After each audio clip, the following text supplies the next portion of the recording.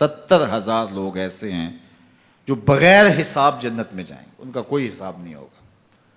اللہ اپنے کرم سے انہیں یوں ہی جنت عطا فرمائے۔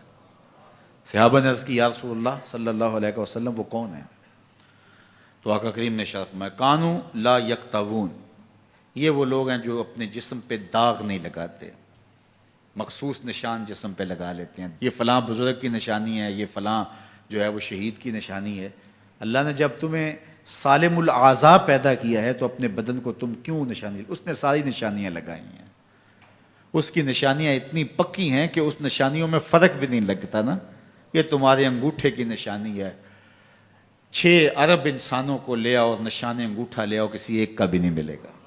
یہ نشانی بھی تمہارے رب نے لگائی ہے۔ جیسی صورت تمہاری ہے ایسی صورت کسی اور کی نہیں بنائی، تمہیں منفرد بنایا اس میں۔ پوری کائنات میں سارے لوگ تمہارے جیسے ہیں لیکن تم پھر بھی الگ دکھائی دیتے ہو۔ سب کی 2 آنکھیں، سب کا ناک، سب کے ہونٹ، سب کا رنگ ملتا جلتا، لیکن سب کی شکلیں الگ ہیں۔ یہ زید ہے، یہ بکر ہے، یہ عمر ہے، یہ آس ہے، یہ فلاں ہے۔ دوسرے وہ ولا یسترقون، اور وہ رقیہ نہیں کرتے، یہ چھو منتر جادو ٹونا ہر وقت عاملوں کے پاس بھاگے پھرتے ہیں، اور وہ انہیں جو ہے وہ غلط سلط ٹوٹ کے ٹونے بتاتے ہیں اور وہ کرتے رہتے ہیں۔ عجیب لوگوں کے نفسیات ہوتے ہیں، صبح سے لے کر شام تک اسی چکر میں رہتے ہیں اور پھر ساری زندگی ان توہمات سے نکل ہی نہیں پاتے۔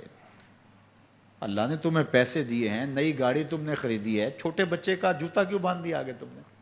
جوتا باندھنے سے اگر یہ ایکسیڈنٹ سے، حادثے سے گاڑی بچ سکتی ہوتی ہے تو پھر پاکستان کے جتنے PIA کے جہاز ہیں سب پر باندھ دینا چاہیے، سب پہ جوتے لٹکے ہوئے ہوں۔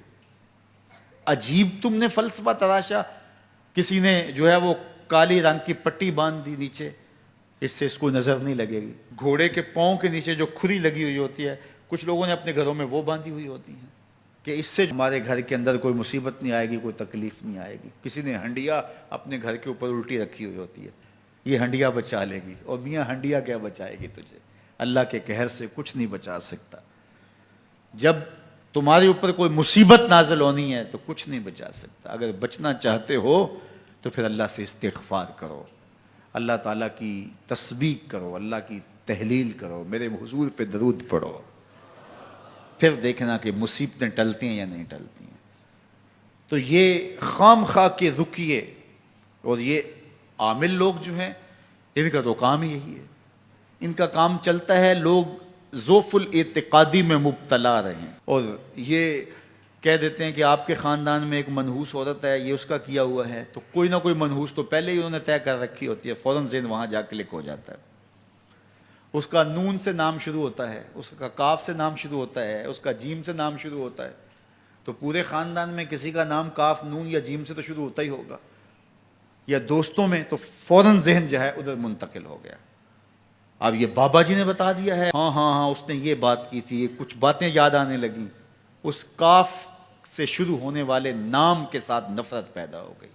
اس بابے نے نفرت کا کاروبار کیا ہے، اس نے تو 100 روپے 200 روپے لے لیے لیکن 2 انسانوں کے اندر نفرت ڈال دی۔ اس کا گریبان کل قیامت کے دن پکڑا جائے گا۔ ان ملنگوں کے پاس، ان ذوف الاعتقادی کو پھیلانے والوں کے پاس کبھی نہ جاؤ۔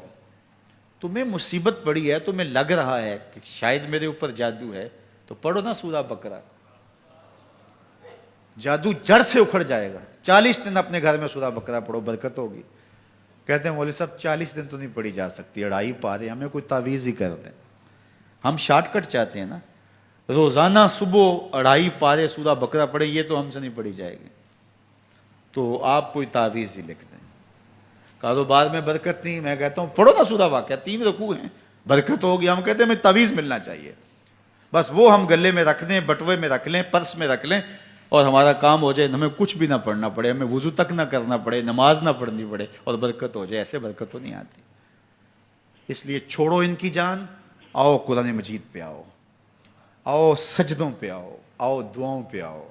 سحری کے وقت اس کی رحمتیں آواز دے رہی ہوتی ہیں، حل میں مسترزقن، ہے کوئی رزق مانگنے والا، اور تم اس وقت سوئے ہوئے ہو، سارے دن ٹھوکریں کھاتے ہو۔ آؤ نا اس وقت جھولی پھیلا کے، ہاتھ پھیلا کے کہو مالک تو جھولیاں بھر دے، تو پھر دیکھنا کبھی کمی نہیں آئے گی، عطا فرمائے گا۔